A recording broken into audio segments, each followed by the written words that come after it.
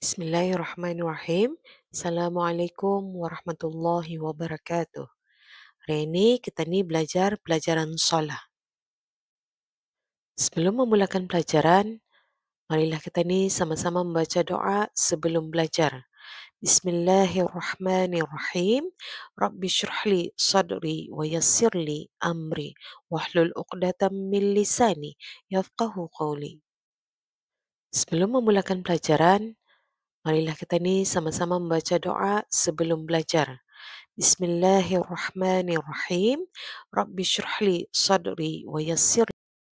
Tajuk pelajaran hari ini, sembahyang. Pengertian sembahyang. Sembahyang ialah beberapa perkataan dan perbuatan yang dimulakan dengan takbiratul ihram dan disudahi dengan salam menurut syarat-syarat yang tertentu. Hukum sembahyang terbahagi kepada 3, fardu ain, fardu kifayah dan sunat. Fardu ain ialah sembahyang 5 waktu sehari semalam. Fardu kifayah sembahyang jenazah dan sunat sembahyang hari raya dan juga sembahyang tarawih. Syarat sembahyang terbahagi kepada 2, syarat sah sembahyang dan juga syarat wajib sembahyang. Syarat wajib sembahyang ada 6 perkara. Yang pertama, Islam. Orang kafir tidak wajib sembahyang. Yang kedua, berakal. Orang yang tidak berakal seperti orang gila, mabuk dan pitam dan sebagainya tidak diwajibkan sembahyang. Yang ketiga, baligh. Kanak-kanak yang belum baligh tidak diwajibkan sembahyang. Yang keempat, suci daripada haid dan nifas. Perempuan yang di dalam keadaan haid atau nifas tidak diwajibkan sembahyang ke atasnya. Bahkan haram ke atas melakukan sembahyang. Yang kelima, sejahtera pendengaran dan penglihatan. Orang yang buta dan tuli sejak ia dilahirkan atau sebelum memais, walaupun ia boleh berkata-kata, maka tidak diwajibkan sembahyang ke atasnya. Tetapi jika ia buta dan tuli sesudah ia memais, maka wajib ke atasnya sembahyang. Dan yang terakhir, sampai seruan Islam. Orang-orang yang tidak sampai seruan Islam kepadanya, seperti ia tinggal di puncak gunung yang jauh dan terpencil, maka tidak diwajibkan sembahyang. Syarat sah sembahyang ada 9. Yang pertama, orang Islam. Yang kedua, berakal. Yang ketiga, suci daripada hadas. Yang keempat, suci daripada najis. Yang kelima, masuk waktu. Yang keenam, menghadap kiblat. Yang ketujuh, menutup aurat. Yang ke-8, mengetahui rukun-rukun sembahyang. Yang ke-9, tidak melakukan perkara-perkara yang membatalkan sembahyang. Suci daripada najis ada 3 perkara. Pada badan, termasuklah yang ada di dalam hidung, mulut dan mata. Pada pakaian, apa-apa yang dipakainya seperti baju, seluar, tudung dan songkok. Pada tempat, apa-apa yang bersentuh dengan bahagian badan atau pakaian pada ketika qiyam atau duduk atau rukuk atau sujud. Masuk waktu. Masuk waktu ialah sembahyang yang dilakukan hendaklah di dalam waktunya menurut yang ditentukan oleh syarak. Zan, yakni sangkaan dengan ijtihad ialah sangkaan yang dibuat setelah diperhati dan diamati dengan teliti.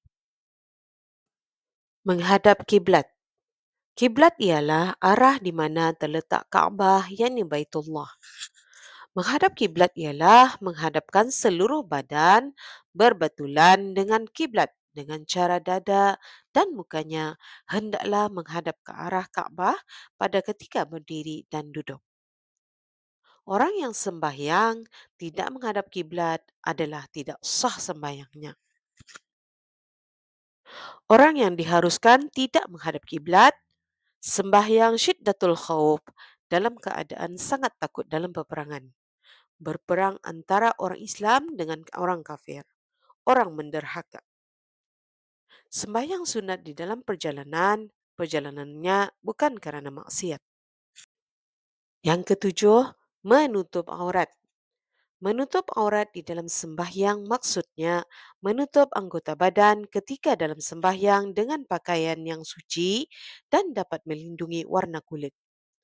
Aurat di dalam sembahyang yaitu aurat bagi lelaki ialah dari pusat hingga lutut. Aurat bagi perempuan ialah seluruh badannya kecuali muka dan dua tapak tangan zahir dan batin hingga pergelangannya. Aurat di luar sembahyang. Aurat di luar sembahyang maksudnya anggota badan yang wajib ditutup dan haram ke atas orang lain melihatnya. Aurat di luar sembahyang yaitu aurat bagi lelaki dari pusat hingga lutut, yaitu sesamanya lelaki dan perempuan mahramnya, manakala auratnya pada perempuan bukan mahramnya ialah seluruh badannya. Aurat bagi perempuan ialah antara pusat dan lutut, iaitu kepada lelaki mahramnya dan sesama perempuan Islam. Manakala auratnya pada perempuan kafir ialah selain daripada yang zahir ketika ia bekerja dan auratnya kepada lelaki yang bukan mahramnya ialah seluruh badannya. Waktu-waktu sembahyang. Waktu bagi zuhur bermula tergelincir matahari daripada tengah-tengah langit dan berakhir bayang-bayang sesuatu benda itu sama panjang dengannya. Waktu-waktu sembahyang. Waktu bagi zuhur bermula tergelincir matahari daripada tengah-tengah langit dan berakhir bayang-bayang sesuatu benda itu sama panjang dengannya. Waktu-waktu sembahyang. Waktu bagi zuhur bermula tergelincir matahari daripada tengah-tengah langit dan berakhir bayang-bayang sesuatu benda itu sama panjang dengannya. Waktu-waktu sembahyang. Waktu bagi zuhur bermula. Waktu asar bermula bayang-bayang sesuatu benda itu lebih panjang daripadanya dan berakhir ketika terbenam matahari. Waktu asar bermula bayang-bayang sesuatu benda itu lebih panjang daripadanya dan berakhir ketika terbenam matahari. Waktu asar bermula bayang-bayang sesuatu benda itu lebih panjang daripadanya dan berakhir ketika terbenam matahari. Waktu asar bermula bayang-bayang sesuatu benda itu lebih panjang daripadanya dan berakhir ketika terbenam matahari. Waktu asar bermula bayang-bayang sesuatu benda itu lebih panjang daripada. Waktu maghrib bermula terbenam matahari dan berakhir hilang cahaya merah di kaki langit. Waktu maghrib bermula terbenam matahari dan berakhir hilang cahaya merah di kaki langit. Waktu maghrib bermula terbenam matahari dan berakhir hilang cahaya merah di kaki langit. Waktu maghrib bermula terbenam matahari dan berakhir hilang cahaya merah di kaki langit. Waktu maghrib bermula terbenam matahari dan berakhir hilang cahaya merah di kaki langit. Waktu maghrib bermula terbenam matahari dan berakhir hilang cahaya merah di kaki langit. Waktu maghrib, sembahyang Isya bermula sempurna hilangnya cahaya merah di kaki langit dan berakhir terbit fajar shadiq. Sembahyang Isya bermula sempurna hilangnya cahaya merah di kaki langit dan berakhir terbit fajar shadiq. Sembahyang Isya bermula sempurna hilangnya cahaya merah di kaki langit dan berakhir terbit fajar shadiq. Sembahyang Isya bermula sempurna hilangnya cahaya merah di kaki langit dan berakhir terbit fajar shadiq. Sembahyang Isya bermula sempurna hilangnya cahaya merah di kaki langit dan berakhir terbit fajar shadiq. Sembahyang Isya bermula sempurna manakala waktu subuh bermula naik fajar shadiq dan berakhir terbit matahari. Waktu-waktu yang diharamkan sembahyang di dalamnya yaitu 5 waktu seperti berikut. Yang pertama, sembahyang subuh. Selepas sembahyang subuh hingga terbit matahari. Yang kedua, dari terbit matahari hingga sampai kadar segala atau 7 hasta pada pandangan mata. Yang ketiga, sembahyang zuhur. Pada ketika matahari berada di tengah-tengah langit hingga ia tergelincir, melainkan pada hari Jumat. Yang keempat, sembahyang asar. Selepas sembahyang asar hingga masuk matahari. Yang kelima, sembahyang maghrib dan isya. Ketika cahaya matahari kekuning-kuningan kerana hampir hendak masuk hingga matahari masuk.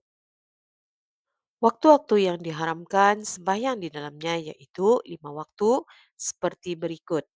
Yang pertama, sembahyang subuh. Selepas sembahyang subuh hingga terbit matahari. Yang kedua, dari terbit matahari hingga sampai kadar segala atau 7 hasta pada pandangan mata. Yang ketiga, sembahyang zuhur.